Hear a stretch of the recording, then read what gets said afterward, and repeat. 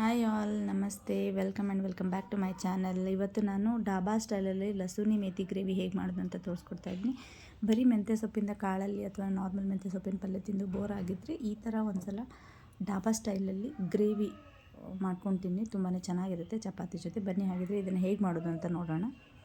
ಮೊದಲಿಗೆ ನಾನು ಒಂದು ದೊಡ್ಡ ಕಟ್ಟಾಗುವಷ್ಟು ಮೆಂತ್ಯ ಸೊಪ್ಪನ್ನ ತೊಗೊಂಡು ಬಿಡಿಸ್ಕೊಂಡು ಅದನ್ನು ಕಟ್ ಮಾಡಿ ಚಿಕ್ಕದಾಗಿ ಕಟ್ ಮಾಡ್ಕೊಂಡು ತೊಳೆದಿಟ್ಕೊಂಡಿದ್ದೀನಿ. ಇದಕ್ಕೆ ನಾನು ಒಂದು ಹಸಿ ಮಸಾಲಾನ ಮಾಡ್ಕೊತೀನಿ. ಅದಕ್ಕೋಸ್ಕರ ಒಂದು ಜಾರಲ್ಲಿ 2 ಟೇಬಲ್ ಸ್ಪೂನ್ ಆಗುವಷ್ಟು ಹುರಿದಿಟ್ಟಿರುವಂಥ ಶೇಂಗಾನ ಸಿಪ್ಪೆಲ್ಲ ಸುರಿದ್ಬಿಟ್ಟು ಹಾಕ್ತಾಯಿದ್ದೀನಿ. ಅದಾದಮೇಲೆ 2 ಟೇಬಲ್ ಸ್ಪೂನ್ ಆಗುವಷ್ಟು ಪುಟಾಣಿ ಹುರಿಗಡ್ಲೆನ ಹಾಕ್ತಾಯಿದ್ದೀನಿ. ಮತ್ತು 1 ಟೇಬಲ್ ಸ್ಪೂನ್ ಅಷ್ಟು ಬಿಳಿ ಎಳ್ಳನ್ನು ಹಾಕ್ತಾಯಿದ್ದೀನಿ. ಹಾಗೆ ನಾನು ಒಂದು 4 ಹಸಿಮೆಣ್ಸಿನ್ಕಾಯಿ ತೊಗೊಂಡಿದ್ದೀನಿ. ಖಾರಕ್ಕೆ ನಿಮ್ಗೆ ಎಷ್ಟು ಬೇಕೋ ಅಷ್ಟು ತೊಗೊಳ್ಳಿ.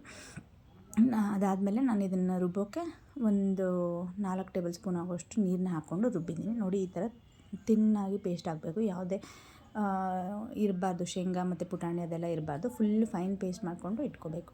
ಅದಾದಮೇಲೆ ನಾನು ಲಸೂನಿ ಮೇಥಿ ಗ್ರೇವಿ ಆಗಿರೋದ್ರಿಂದ ಜಾಸ್ತಿ ನಾವು ಬೆಳ್ಳುಳ್ಳಿನ ತೊಗೋಬೇಕು. ನೋಡಿ, ನಾನಿಲ್ಲಿ ಅರ್ಧ ಚಿಕ್ಕ ಬೌಲ್ ಆಗುವಷ್ಟು ಬೆಳ್ಳುಳ್ಳಿ ಹೆಸರನ್ನ ತೊಗೊಂಡಿದ್ದೀನಿ. ಇದಿಷ್ಟು ನಮಗೆ ಪ್ರಿಪ್ರೇಷನ್ ಆಫ್ ಗ್ರೇವಿ ಅಂತ ಹೇಳ್ಬೋದು. ಮೆಂತ್ಯ ಸೊಪ್ಪಿನ ಕಟ್ಟು ಮತ್ತು ಬೆಳ್ಳುಳ್ಳಿ, ಕೊತ್ತಂಬರಿ ಸೊಪ್ಪು ಮತ್ತು ನಾನು ಮಾಡಿಟ್ಟಿರುವಂಥ ಪೇಸ್ಟು.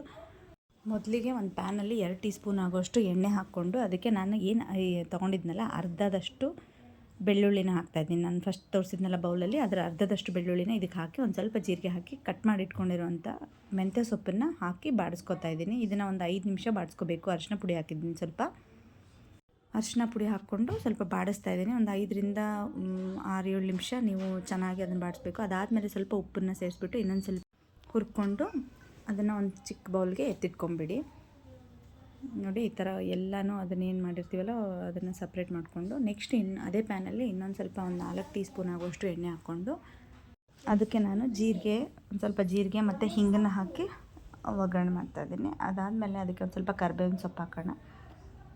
ಸ್ವಲ್ಪ 1-2 ಒಣಮೆಣಸಿನ್ಕಾಯಿ ಮತ್ತು ನಾನು ಏನು ಮಿಕ್ಕಿದ ಅರ್ಧ ಇತ್ತಲ್ಲ ಅದನ್ನು ಚಿಕ್ಕದಾಗಿ ಕಟ್ ಮಾಡಿಕೊಂಡು ಈ ಥರ ಬೆಳ್ಳುಳ್ಳಿನ ಹಾಕ್ಕೊಂಡಿದ್ದೀನಿ. ಇದಕ್ಕೆ ನಾನು ಸ್ವಲ್ಪ ಕೊತ್ತಂಬರಿನ ಹಾಕ್ತಾಯಿದ್ದೀನಿ. ಅದಾದಮೇಲೆ ಸ್ವಲ್ಪ ಅರಿಶಿನ ಪುಡಿ ಮತ್ತು ಧನಿಯಾ ಪುಡಿನ ಹಾಕ್ಕೊತೀನಿ. 1/4 ಟೀ ಸ್ಪೂನಷ್ಟು ಅರಿಶಿನ ಪುಡಿ ಮತ್ತು 1-2 ಟೀ ಸ್ಪೂನ್ ಆಗುವಷ್ಟು ಧನಿಯಾ ಪುಡಿನ ಹಾಕ್ಕೊಂಡು ಫ್ರೈ ಮಾಡ್ತಾಯಿದ್ದೀನಿ. ಇದಕ್ಕೆ ಚಿಲ್ಲಿ ಪೌಡ್ರನ್ನ ಸೇರಿಸ್ಕೊತಾ ಇದ್ದೀನಿ. ಖಾರಕ್ಕೆ ಎಷ್ಟು ಬೇಕೋ. ಆಲ್ರೆಡಿ ನಾವು ಮೆಣಸಿನ್ಕಾಯಿ ಹಾಕಿರೋದ್ರಿಂದ ನೋಡಿಬಿಟ್ಟು ಖಾರ ಹಾಕ್ಕೊಳ್ಳಿ. ಅದಾದಮೇಲೆ ನಾವೇನು ರುಬ್ಬಿಟ್ಟಿರ್ತೀವಲ್ಲ ಹುರಿಗಡ್ಲೆ ಮತ್ತು ಕಡಲೆ ಬೀಜ ಮತ್ತು ಎಳ್ಳು, ಹಸಿಮೆಣ್ಸಿನ್ಕಾಯಿ ಹಾಕಿ ಪೇಸ್ಟ್ ಮಾಡಿರ್ತೀವಲ್ಲ ಆ ಪೇಸ್ಟ್ನ ಇದಕ್ಕೆ ಟ್ರಾನ್ಸ್ಫರ್ ಮಾಡಿಕೊಂಡು ಅದನ್ನು ಚೆನ್ನಾಗಿ ಹುರಿರಿ. ಅಂದರೆ ಸ್ವಲ್ಪ ಹಸಿ ವಾಸನೆ ಎಲ್ಲ ಹೋಗಬೇಕು ಮತ್ತು ಅದು ಎಣ್ಣೆ ಬಿಡಬೇಕು, ಅಲ್ಲಿವರೆಗೂ ಹುರಿಬೇಕು. ಹಾಗೆ ಸ್ವಲ್ಪ ನಾನು ನೀರು ಹಾಕ್ತಾಯಿದ್ದೀನಿ.